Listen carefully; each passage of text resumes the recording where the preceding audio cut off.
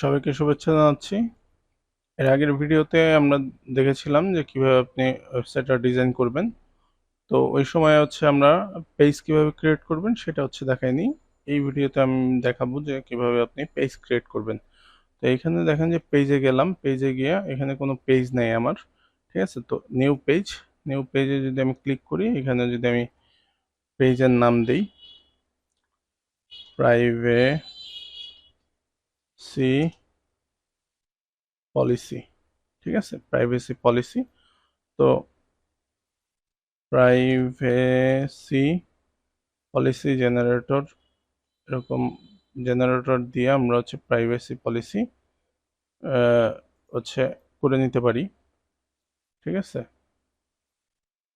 এটা একটা আছে, এরকম অনেক আছে যেটা দিয়ে আমরা প্রাইভেসি পলিসি করে নিতে পারি। আমরা শর্টকাট প্রাইভেসি পলিসি করে নিই।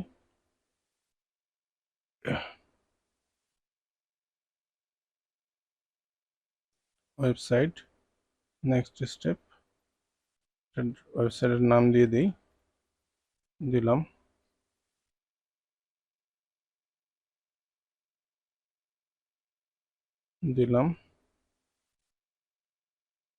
ইন্ডিভিজুয়াল কান্ট্রি,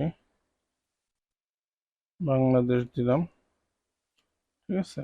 এরপরে email address, first name, last, others. ঠিক আছে? ইমেল ইমেল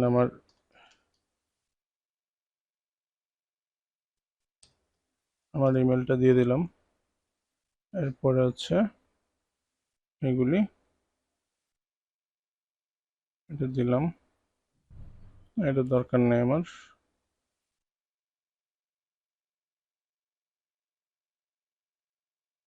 যেহেতু আমি ডেমো দেখাচ্ছি, এটা আমি পাঠিয়ে দিই জেনারেট। ঠিক আছে? জেনারেট করলাম।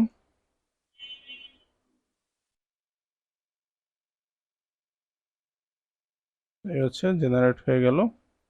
এখানে দেখুন কত সুন্দর প্রাইভেসি পলিসি আমি অটোমেটিক্যালি লিখে ফেলতে পারলাম।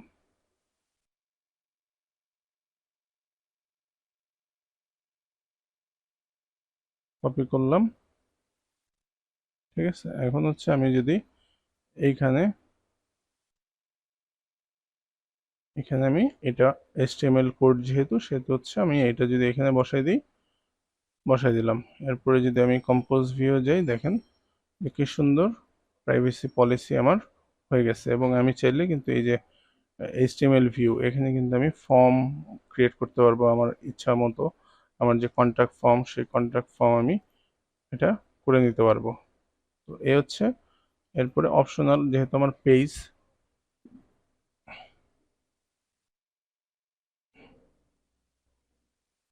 Do not allow hide existing.